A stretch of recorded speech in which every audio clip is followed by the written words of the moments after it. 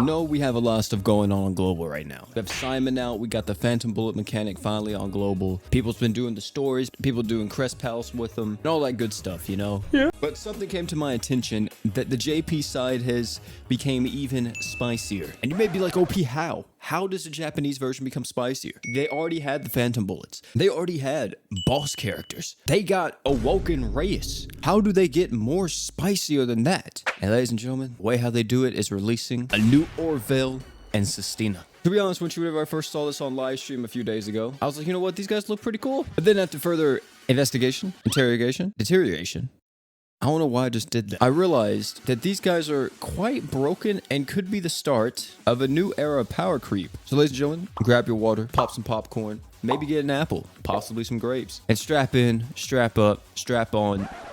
Pause on that, because we're about to dive deep into the new demonic god Orvelle and goddess Sistina. I am late on this. Like, these guys are already out. You could already use them, you could play with them and all this other stuff. And looking at them at face value, you may not be able to tell what is exactly different, because the only thing you see different is they have a purple thing now. You're like, oh, is that like a Phantom Bullet? And no, it's a little bit different than that. So demonic god of flames, Orvelle, as you can see with his skill and everything, it's pretty standard. You know, we got decrease in damage resistance. His art is increasing people's equipment damage, and then fire allies get an additional 50%, which is kind of whatever.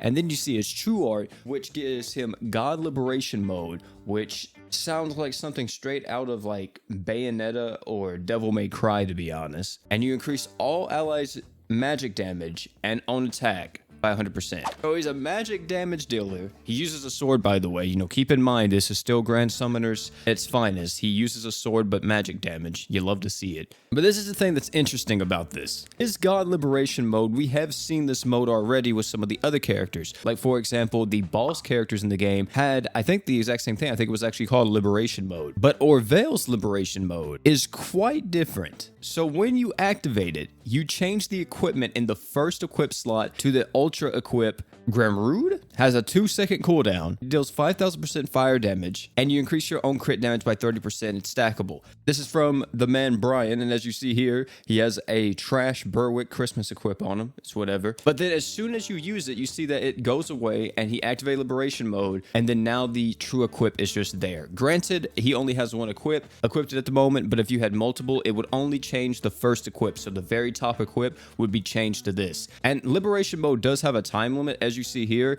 With JP, we don't have this on global yet, but they actually have timers on their transformations now. Yama P, you know, if you could get this over to global ASAP, I would much appreciate it. This is so interesting because it's kind of similar to the boss mechanics, right? Because the boss mechanics, they change into a whole new unit, but this time we're changing our equip into like an ultra equip, which kind of reminds me of like, I don't know, I guess like the true definition of like a true weapon or like an ultra relic that maybe is supposed to only be wielded by only that character. If you really want to like factor in their true weapon or whatever into their kit like hardcore, you do something like this, and I think it's gonna be pretty cool. But so far, I will say Orvelle looking pretty spicy, and I think he's kind of broken from what everybody's been telling me. If you want to know his passives, here they are. Just increase damage, and then also when HP is above 80%, you increase your own crit rate by 100% and your art gauge by 3 per second. Absolutely stupid. Just constant 100% crit rate up. Like, that's dumb. You guys remember whenever Rim released, and in order to get 100% crit rate, you had to either give her crit because she would get rid of her health so much, or you would have to keep her above a certain HP threshold, but you couldn't really do that due to the fact that her stacking debuff on herself to ramp up her crit damage as well was so detrimental. But now it's just like, hey, we just gotta be on the field, and we have no negatives.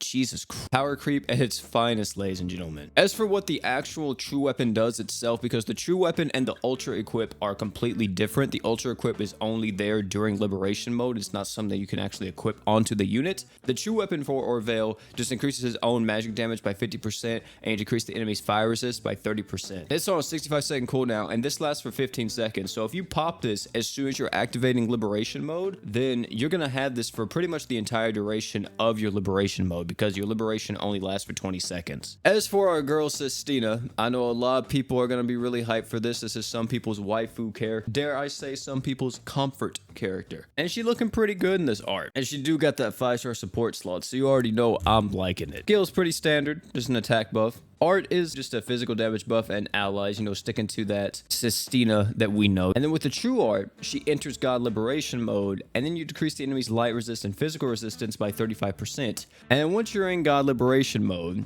of course, you obtain the Ultra Equip Iron Star. Iron Star has a 2-second cooldown. It does 3000% light damage physical, and you heal all allies HP for... Wait, what?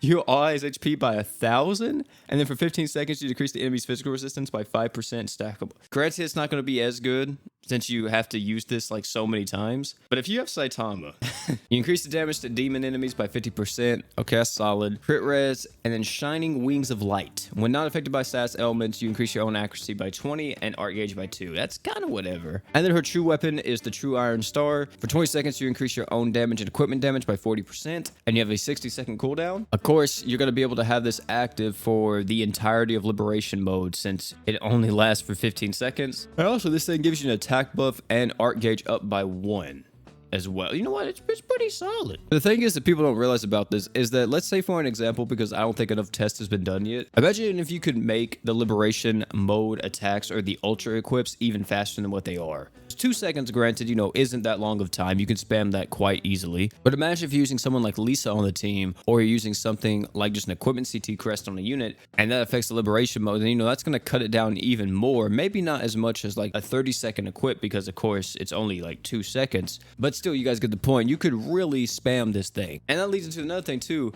The fact that we can spam this is an equip. You can just constantly press this like as soon as it's up, like during true art, during any animation. You know, you're not locked out of an equip usage whatsoever in Grand Summoners, unless of course you're fainted, you're paralyzed, or something else. These two units give me a little bit excited. Not too much, of course. But it does give me, like, you know, what's next? You know what I'm saying? Like, can we finally get a Zeorg that wields True Exceed Zex and, like, Rude Magus at the same time? Like, could he go into his Liberation mode, instead of it changing one, it changes 2 equips, and he has both of them in his hand? Since that is a thing now, you know, Grand Summons, y'all always forget about your lore. But let me stop right there. Either way you put it, we gotta face the facts here. It's very likely this is the next mechanic that's gonna be pretty big in Grand Summoners, where we're going to see a few units come out that have this Liberation mode. I don't want to call it Liberation mode because I feel like that's the same thing that the transformation units had. Let me check real quick. Yeah, it was the same thing. I'm looking at Grotez right now. Oh, this is called God Liberation.